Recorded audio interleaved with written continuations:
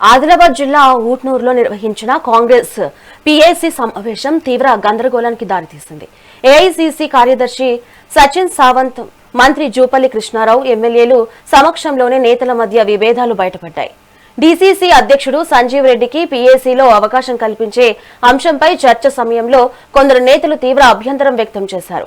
పార్టీకి వ్యతిరేకంగా పోటీ చేసిన వ్యక్తికి అవకాశం ఎలా ఇస్తారంటూ ప్రశ్నించడంతో వాగ్వాదం పెరిగి ఉద్రిక్తతకు దారితీసింది. ముఖ్య నేతల సమక్షంలోనే అంతర్గత విభేదాలు బహిర్గతం కావడం స్థానిక కాంగ్రెస్ వర్గాల్లో తీవ్ర చర్చనీయాంశంగా మారింది.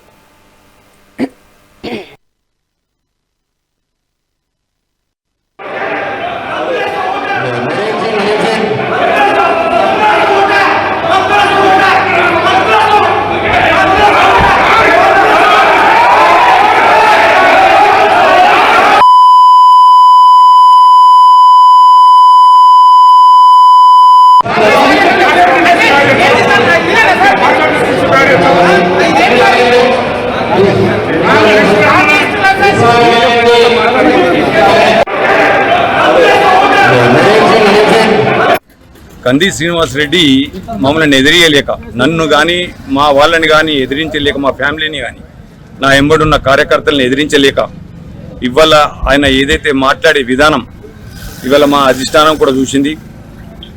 ఇవాళ నేను ఆయనకేదో భయపడి నేను బయట పోలేదు.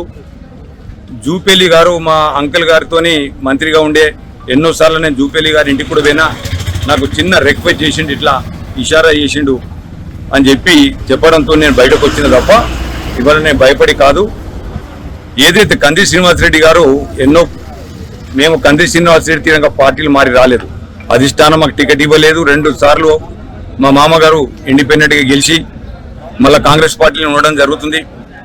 అప్పుడు 85లో గెలిచిన తర్వాత తెలుగుదేశం ప్రభంజనం ఉండి కూడా స్వర్గీయ ఎన్టీ రామారావు గారు కూడా మా దగ్గరికి సాధనాల వచ్చినప్పుడు కూడా రిక్వెస్ట్ చేసిండు, మీరు రండి మా పార్టీలకు, ఇండిపెండెంట్ కదా మా పార్టీలకు రమ్మంటే కూడా మా అంకుల్ గారు డైరెక్ట్గా చెప్పడం జరిగింది, నేను పార్టీ మారే సమస్య లేదు, మేము ఇండిపెండెంట్ టికెట్ ఇవ్వకపోతే కాంగ్రెస్ పార్టీ ఇవ్వకపోతే మేము ఇండిపెండెంట్ గెలిచి మళ్ళీ కాంగ్రెస్ పార్టీలో పోయినాం. కానీ అధిష్టానం కూడా తెలుసుకున్నది మా గురించి. అప్పటి నుంచి మళ్ళీ 2004లో కూడా టికెట్ కూడా ఇవ్వడం జరిగింది మా అంకుల్కు. 2004లో కూడా గెలవడం జరిగింది.